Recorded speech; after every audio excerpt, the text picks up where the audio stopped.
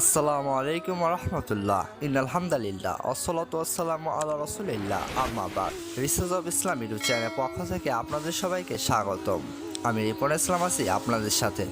চলুন আর কথা না বলে শুরু করি আজকের ইসলামিক এপিসোড সুন্নাতে রাসূল সাল্লাল্লাহু আলাইহি ওয়াসাল্লাম ভার্স আধুনিক বিজ্ঞানের দ্বিতীয় পর্ব। মহানবী হযরত মুহাম্মদ সাল্লাল্লাহু আলাইহি ওয়াসাল্লাম প্রায় 1500 বছর আগে উম্মতদের ক্রোধ বা রাগের সময় চুপ থাকতে শিখিয়েছেন, যা আজকের বিজ্ঞান অনেক গবেষণার পরে এই সুফল জানতে পেরেছেন এবং পুরো বিজ্ঞান মহল অবাক হয়েছেন এবং তারা বিস্ময় প্রকাশ করেছেন।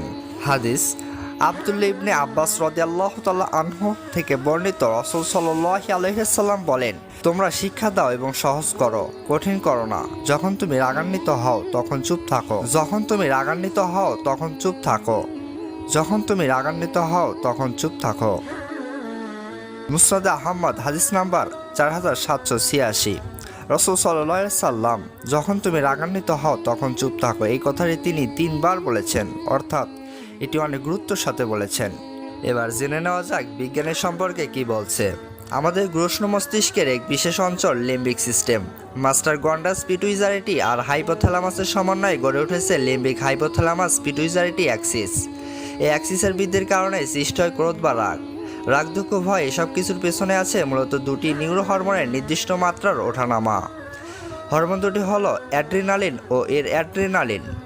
এদের মাত্রা বেড়ে যাওয়ায় মানুষ রেগে ওঠে, আর এই ক্রমাগত চাপা রাগ এই দুই ধরনের হরমোনের মাত্রা আরও ঊর্ধ্বমুখী করে তোলে। আধুনিক বিজ্ঞানের গবেষণায় আরও একটি তথ্য স্পষ্ট হয়েছে, রাগ থেকে রকমের রোগ হতে পারে। যেমন 1 নম্বর, শারীরিক রোগ। রেগে গেলে আমাদের শরীরের তাপমাত্রা বেড়ে যায়, নাড়ির গতি ও নিঃশ্বাস প্রশ্বাসের হার স্বাভাবিকের তুলনায় দ্রুত হতে থাকে। এর সাথে সাথে কথা বলার ধরন এবং কণ্ঠস্বরের মধ্যে পরিবর্তন লক্ষ্য করা যায়। মূলত হঠাৎ করে রক্তচাপ বেড়ে বা কমে যাওয়ার জন্য এসব শারীরিক সমস্যা দেখা দেয়। অনেক সময় হৃদকম্পন বেড়ে গিয়ে হার্ট অ্যাটাক ও সেরিব্রাল অ্যাটাকের সম্ভাবনা থাকে।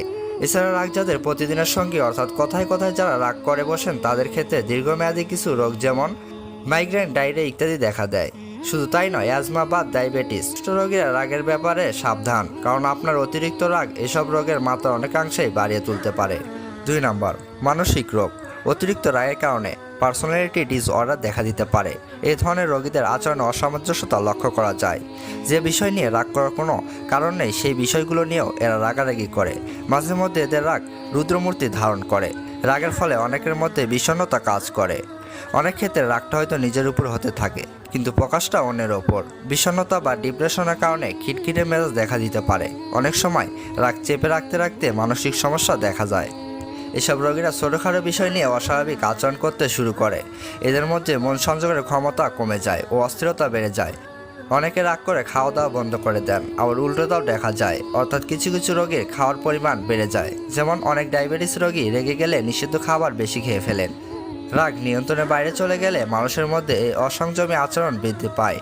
ফলে গালিগালাজ, জিনিসপত্র ভাঙচুর করা, অন্যদের মারধর করা, এমনকি নিজের উপর রাগ করে আত্মহত্যা ও খুন করার প্রবণতাও এদের মধ্যে দেখা দিতে পারে। রাগকে নিয়ন্ত্রণ করার জন্য বিজ্ঞান যে তথ্যটি দিয়েছে তা আমি বর্ণনা করেছি। যেহেতু ক্রোধ একটি প্রাকৃতিক আবেগ, প্রাকৃতিকভাবে একে নিয়ন্ত্রণে আনা উচিত। আপনার রাগকে আপনার কথার মাধ্যমে প্রদর্শন করতে আপনি যতটাই মস্তিষ্কের হরমোন দুটি দ্বারা প্রলুব্ধ হন না কেন, শান্ত থাকার চেষ্টা করুন। এক মুহূর্ত সময় নিন, শ্বাস নিন এবং আপনার কথার ফলে কি হতে পারে তার পরিণতি এবং ক্ষতি সম্পর্কে চিন্তা করার চেষ্টা করুন।